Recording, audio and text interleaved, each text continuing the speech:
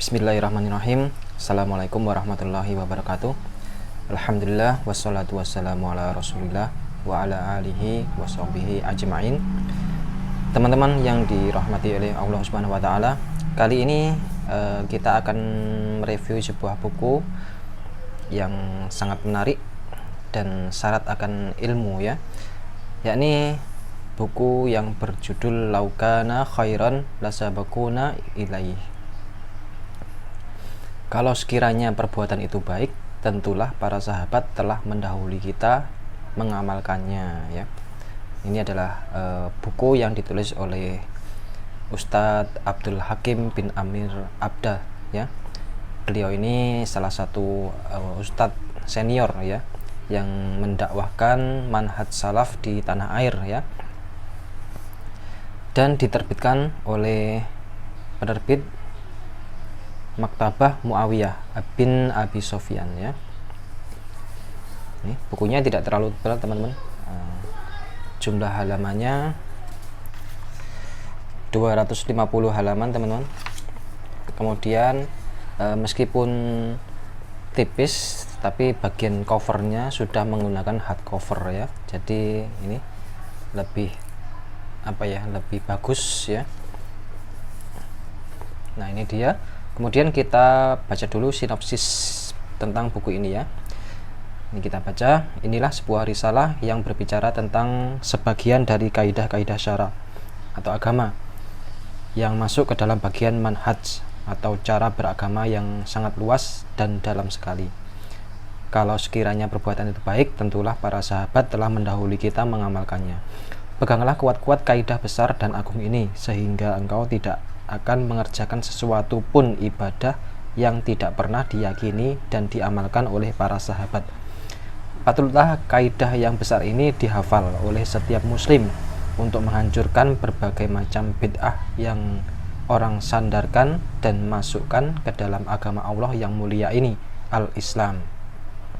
Seperti perkataan yang sering kita dengar ketika dikatakan kepada mereka dan dibawakan nas Alkitab dan Sunnah dan perkataan para ulama bahwa keyakinan yang mereka yakini atau perbuatan yang mereka lakukan itu bid'ah, mereka menjawab dengan jawaban yang lebih lemah dari sarang laba-laba, yaitu seperti ini jawabannya, ya.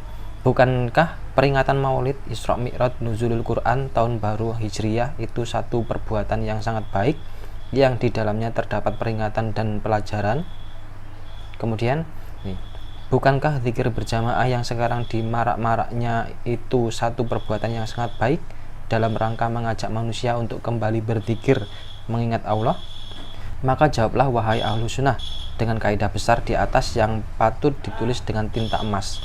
Katakan kepada mereka, kalau sekiranya perbuatan itu baik, tentulah para sahabat telah lebih dahulu mengamalkannya, karena tidak ada satupun amalan yang masuk ke dalam bagian ibadah yang tidak diamalkan oleh para sahabat radhiyallahu anhum.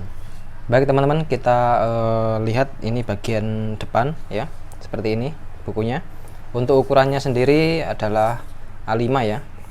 A5 mungkin sedikit agak lebih panjang. Kemudian bagian depan, nah ini tampilan depannya, ya. Nazmu Muqaddimah. Kemudian daftar isinya ada di belakang, teman-teman. Kita langsung ke daftar isinya dulu, ya. Ini daftar isi. Yang pertama adalah Muqaddimah cetakan ketiga, Muqaddimah cetakan pertama, ya. Kemudian yang pertama, bab pertama, ya, menjawab pertanyaan kenapakah kita wajib bermanhaj salaf ahlu sunnah wal jamaah secara ilmu, amal, dan dakwah, halaman 31. Kemudian kedua, arti sunnah dan hadis menurut bahasa dan istilah, hubungannya dan perbedaan keduanya, halaman 37. Orang yang berdalil dengan hadis belum tentu mengikuti sunnah, ya, halaman 41. Lafaz sunnah dan hadis telah disabdakan oleh Nabi SAW, halaman 43. Poin yang kelima, antara sunnah dan manhaj. Keenam, kaidah ilmiah, ya. Kalau sekiranya perbuatan itu baik, tentulah para sahabat telah mendahului kita mengamalkannya, melawan kaidah iblisiyah, halaman 69. Yang poin ketujuh, syarah kaidah ilmiah Kalau sekiranya perbuatan itu baik, tentulah para sahabat telah mendahului kita mengamalkannya, ya. Halaman 79.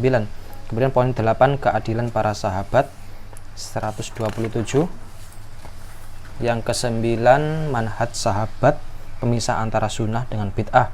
Yang ke-10, beberapa contoh kesesatan yang menyalahi manhaj sahabat. 11, kewajiban mengikuti manhaj sahabat. Tafsir surat An-Nisa ayat 115.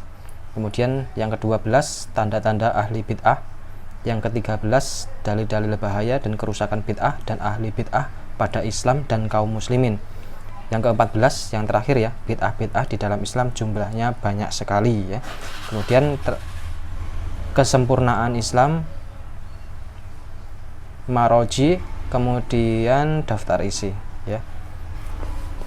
Itu tadi untuk daftar isinya. Kita langsung ke bagian depan, ya. Baik, langsung di bagian depan, ya. Judul laukana khairan lasabaquna ilaih. Kemudian muqaddimah cetakan ketiga. Ini muqaddimahnya.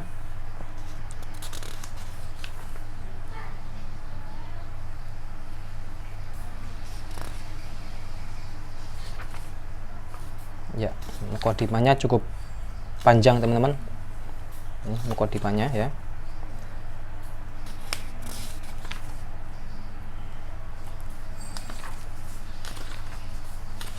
Sampai halaman berapa ini?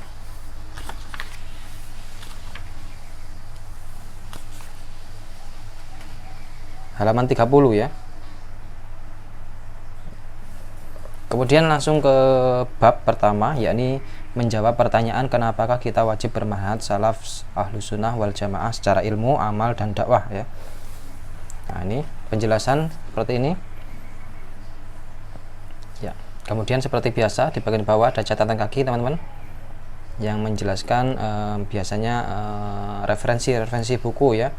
Kemudian mungkin ada istilah-istilah yang sulit, itu ada di bagian catatan kakinya, teman-teman, seperti ini, ya.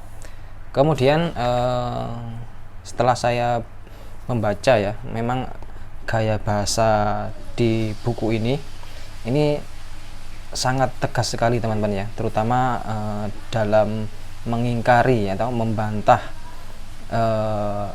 argumen-argumen para ahli bid'ah, ya, Syiah terutama, ya.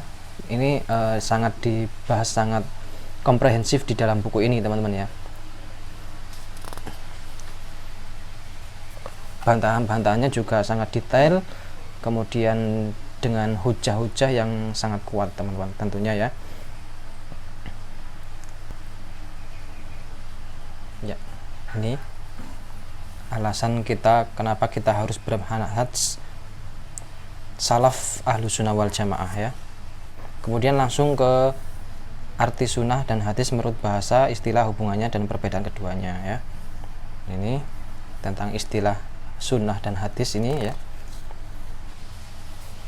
Kemudian langsung ke poin ketiga, orang yang berdalil dengan hadis belum tentu mengikuti sunnah, ya. Tetapi tidak sebaliknya, ya, yakni tidak setiap orang yang berpegang dengan hadis dia mengikuti dan berpegang dengan sunnah atau berada di atas sunnah Nabi Shallallahu Alaihi Wasallam, walaupun hadis-hadis yang dia jadikan dalil itu semuanya sah seperti riwayat Bukhari dan Muslim. Hal ini disebabkan karena di dalam memahami dan mengamalkan atau menerapkan serta mendakwakan hadis-hadis tersebut, mereka berpegang dengan tafsiran mereka, ya. Nah, ini dia.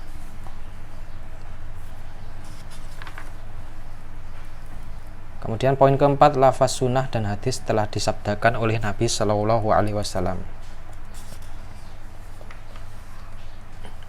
Nah, ini salah satu contohnya dalam hadis Nabi, ya, seperti ini. Kemudian dalam hadis sahih riwayat Abu Daud juga, ya, dalam kitab besar saya, ini.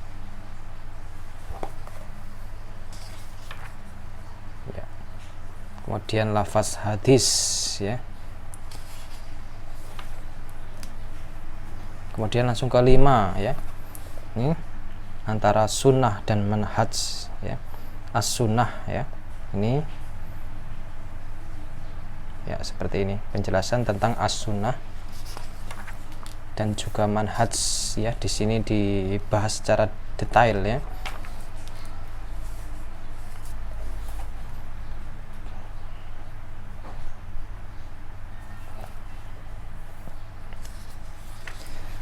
Kemudian langsung lompat ke bab 10 ya, beberapa contoh kesesatan yang menyalahi manhaj sahabat. Nah, ini jadi di sini diberikan contoh juga teman-teman ya oleh Ustadz Abdul Hakim, beberapa contoh tokoh-tokoh di Indonesia juga ya, ini yang salah dalam memahami Al-Quran dan hadis ya. Yang pertama saudara Quraish Shihab ya, di sini ya. Kemudian ada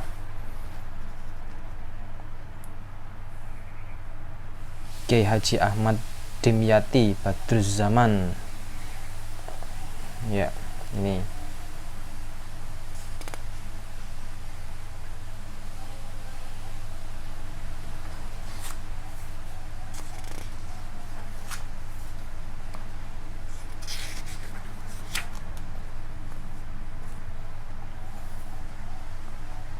Kemudian yakni Sirajuddin Abbas ya, ini di sini juga dibahas di bab ini ya. Ini beberapa contoh ya kesalahan-kesalahan dari tokoh-tokoh ustadz-ustadz di ini di tanah air teman-teman ya. Kemudian kelima ya, Profesor Kiai Haji Ali Mustafa Yakub ya, ini. Kemudian kewajiban mengikuti manhaj sahabat, tafsir surat An-Nisa ayat 115 ya, seperti ini ya.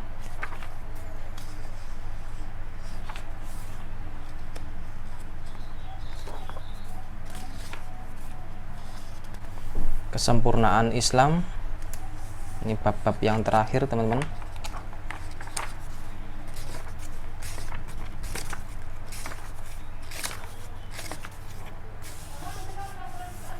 Kemudian yang terakhir Maraji ya. Baik teman-teman, demikian review singkat kita tentang buku Laukana Khairan Lasabakuna Ilaih ya, yang ditulis oleh Ustadz Abdul Hakim bin Amir Abdad ya. Demikian, semoga bisa bermanfaat buat teman-teman ya, terutama para penuntut ilmu ya. Semoga bisa memberi wawasan ya lebih tentang manhaj ya. Demikian saya akhiri, wassalamualaikum warahmatullahi wabarakatuh.